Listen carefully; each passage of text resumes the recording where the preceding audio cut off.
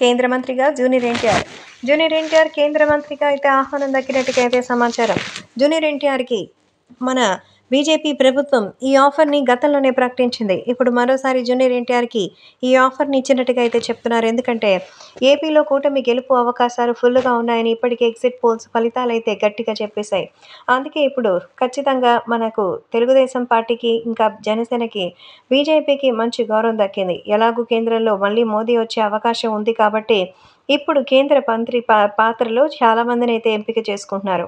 So తమకు అనుకూలమైన వాళ్ళని, నచ్చిన వాళ్ళని, మంచి ఇన్ఫ్లుయెన్స్ ఉన్న వాళ్ళని అంటూ తీసుకుంటూ కేటగిరైజ్ చేస్తున్న ఈ సమయాల్లో మన జూనియర్ ఎన్టీఆర్ కూడా కేంద్ర మంత్రిగా అమిత్ షా రెఫర్ చేసినట్టుగా అయితే సమాచారం.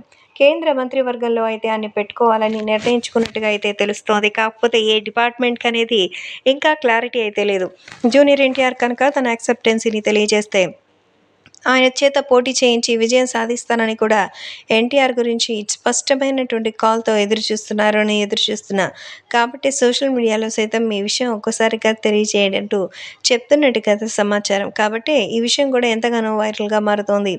ఏది ఏవైనా ఇప్పుడు మన జూనియర్ ఎన్టీఆర్ కేంద్ర మంత్రి పదవిలో ఏం చేయబోతారనేది అందరూ ఆసక్తిగా ఎదురు చూస్తున్నారు. ఎందుకంటే ఎన్టీఆర్ రాజకీయంగా ఇంతవరకు రావాలనుకోలేదు. ఇప్పుడు వాళ్ళుగా పిలిచి ఒక మంత్రి పదవి ఇస్తున్నారంటే ఎన్టీఆర్ దాన్ని స్వీకరిస్తారా లేదా రిజెక్ట్ చేస్తారా అనేది చూడాలి. ఎందుకంటే ఎన్టీఆర్ అసలు తెలుగుదేశం పార్టీలోకే వెళ్ళలేదు. మరి బీజేపీ ఇచ్చే పదవిని తీసుకుంటారా?